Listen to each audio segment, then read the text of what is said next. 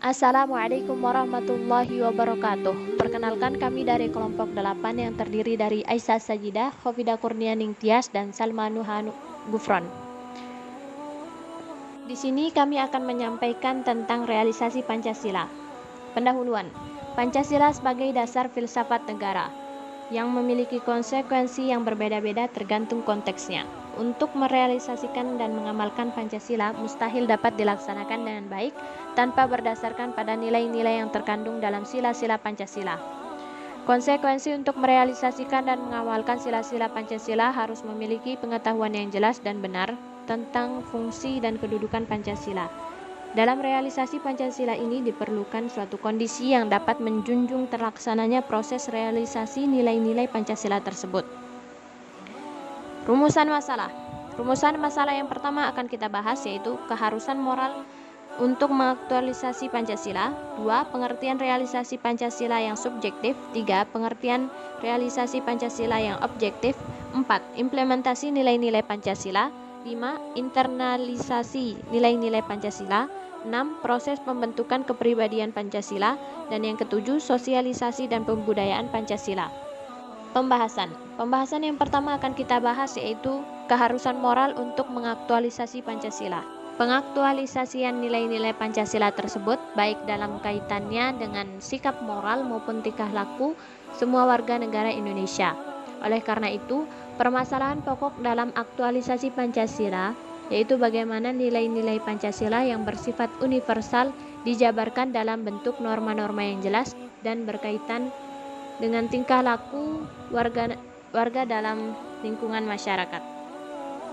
Kesepakatan untuk mendirikan negara Indonesia yang berdasarkan Pancasila mengandung konsekuensi bahwa kita harus merealisasikan Pancasila dalam setiap aspek penyelenggaraan negara dan di setiap tingkah laku dalam bermasyarakat, berbangsa, dan bernegara. 2. Pengertian realisasi Pancasila yang subjektif. Aktualisasi Pancasila yang subjektif adalah pelaksanaan pada setiap pribadi perseorangan, setiap warga negara, individu, penduduk, penguasa, dan setiap orang Indonesia. Aktualisasi Pancasila yang subjektif justru lebih penting karena merupakan persyaratan bagi aktualisasi Pancasila yang objektif. Dengan demikian, pelaksanaan Pancasila yang subjektif sangat berkaitan dengan kesadaran, ketaatan, serta kesiapan individu untuk merealisasikan Pancasila. Dalam hal ini, yang berkaitan pada diri seseorang adalah sikap dan tingkah laku dalam realisasi Pancasila secara subjektif yang disebut moral Pancasila. Jadi, aktualisasi subjektif dari Pancasila meliputi pelaksanaan Pancasila sebagai kepribadian bangsa Indonesia dan pandangan hidup yang tercermin dalam tingkah laku kehidupan sehari-hari. 3. Pengertian realisasi Pancasila yang objektif. Pengertian Pancasila yang objektif adalah pelaksanaan dalam bentuk realisasi dalam setiap aspek penyelenggaraan negara, baik di bidang legislatif, eksekutif maupun yudikatif, dan semua bidang kenegaraan, dan terutama realisasi dalam bentuk peraturan perundang-undangan negara Indonesia. Hal itu dapat dirinci sebagai berikut. Pertama, tafsir Undang-Undang Dasar 1945 harus dilihat dari sudut dasar filsafat negara Pancasila sebagaimana tercantum dalam pembukaan Undang-Undang Dasar 1945 alinea keempat. 2. Pelaksanaan Undang-Undang Dasar 1945 dalam undang-undang harus mengingat dasar-dasar pokok pikiran yang tercantum dalam filsafat negara Indonesia. 3. Tanpa mengurangi sifat-sifat undang-undang yang tidak dapat diganggu-gugat, interpretasi pelaksanaannya harus mengingat unsur-unsur yang terkandung dalam filsafat negara. Pokok kaidah negara serta pokok-pokok pikiran yang terkandung dalam pembukaan Undang-Undang 1945 dan Undang-Undang Dasar 1945 juga didasarkan atas kerohanian Pancasila. Bahkan yang terlebih penting lagi adalah dalam realisasi pelaksanaan konkretnya, yaitu dalam setiap penentuan kebijaksanaan di bidang kenegaraan antara lain. 1. Bentuk dan kedaulatan dalam negara. 2. Hukum perundang-undangan dan peradilan. 3. Sistem demokrasi. 4. Pemerintah pusat sampai daerah. 5. Politik dalam dan luar negeri. 6. Keselamatan dan keamanan dan pertahanan. 7. Kesejahteraan, 8. Kebudayaan, 9. Pendidikan dan lain sebagainya, 10. Tujuan negara, 11. Reformasi dan segala pelaksanaannya, 12. Pembangunan nasional dan lain pelaksanaan kenegaraan. 4. Implementasi nilai-nilai Pancasila. Implementasi penjabaran Pancasila yang bersifat objektif adalah merupakan perwujudan nilai-nilai Pancasila dalam kedudukannya sebagai dasar negara Republik Indonesia, yang realisasi konkretnya merupakan sumber dari segala sumber hukum atau sumber tertib hukum Indonesia. Implementasi Pancasila yang objektif ini berkaitan dengan norma-norma hukum dan moral, secara lebih luas dengan norma-norma kenegaraan. Realisasi dan pengalaman Pancasila secara objektif berkaitan dengan pembentukan wajib hukum yang memiliki norma-norma yang tertuang dalam suatu sistem hukum positif. Hal ini dimaksudkan agar memiliki daya imperatif secara yuridis, maupun aktualisasi objektif tertuang dalam suatu sistem peraturan perundang-undangan, namun dalam implementasi pelaksanaan Pancasila secara subjektiflah yang memiliki daya imperatif moral karena merupakan suatu prasyarat bagi keberhasilan pelaksanaan Pancasila. Dapat juga dikatakan bahwa aktualisasi secara objektif itu akan berhasil secara optimal bila mana didukung oleh aktualisasi atau pelaksanaan Pancasila secara subjektif. 5. Internalisasi nilai-nilai Pancasila. Realisasi nilai-nilai Pancasila dasar filsafat negara Indonesia perlu secara berangsur-angsur dengan jalan pendidikan baik di sekolah, masyarakat maupun di dalam keluarga sehingga diperoleh hal-hal sebagai berikut. Pengetahuan. Pengetahuan yaitu suatu pengetahuan yang benar tentang Pancasila, baik aspek nilai, norma, maupun aspek praksisnya. Karena tanpa pendidikan yang cukup, maka dapat dipastikan bahwa pemahaman tentang ideologi bangsa dan dasar filsafat negara hanya dalam tingkat-tingkat yang sangat pragmatis. Dalam hal ini sangat berbahaya terhadap ketahanan ideologi penerus bangsa. Yang kedua, kesadaran. Kesadaran yaitu selalu mengetahui pertumbuhan keadaan yang ada di dalam diri sendiri. 3. Ketaatan, yaitu selalu dalam keadaan kesediaan untuk memenuhi wajib lahir dan batin.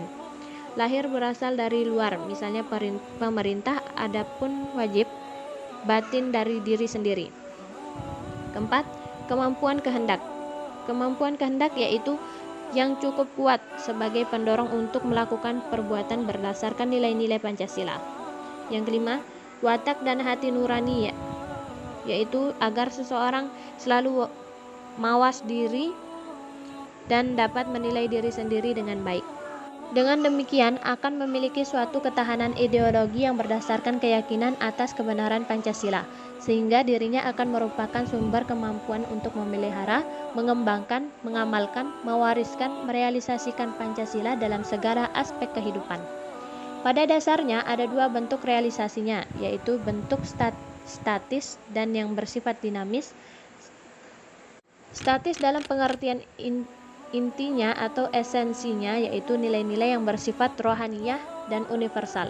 Sedangkan bersifat dinamis ada dalam arti bahwa aktualisasinya senantiasa bersifat inovatif, sesuai dengan dinamika masyarakat, perubahan, serta konteks lingkungannya.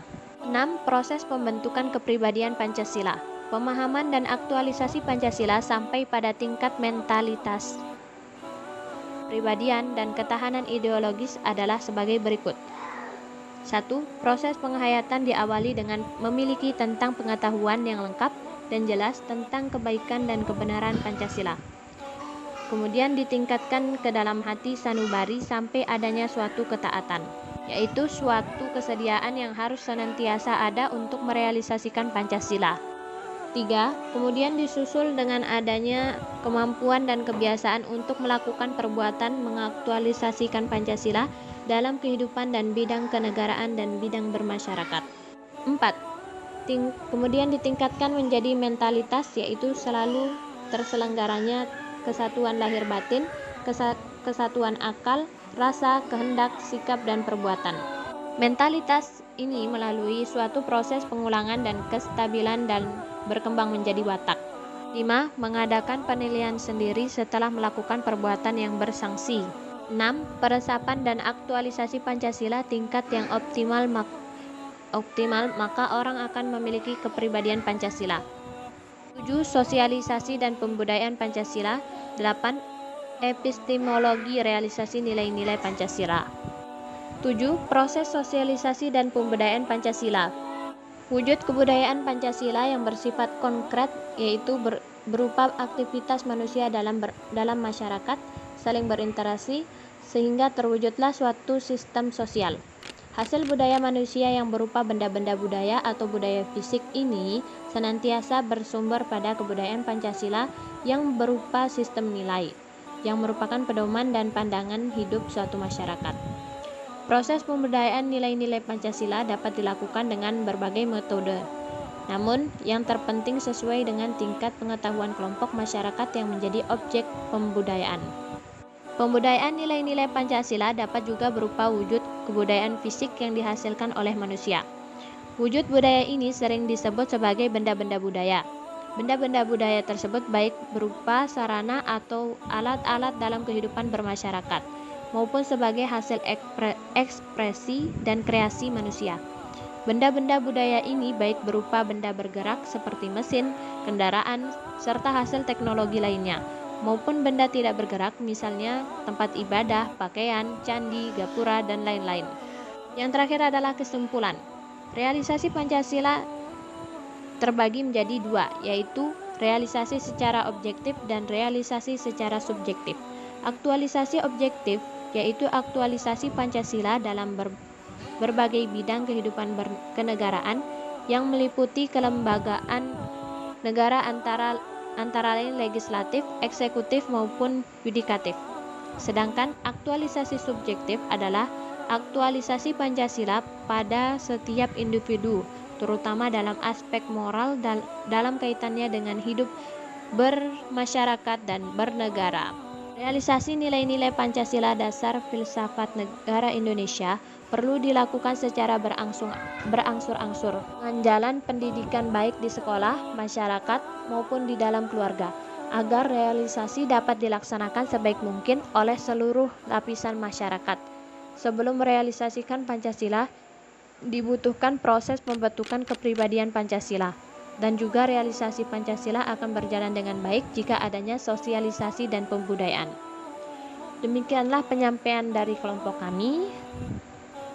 Sekian dan terima kasih. Wassalamualaikum warahmatullahi wabarakatuh.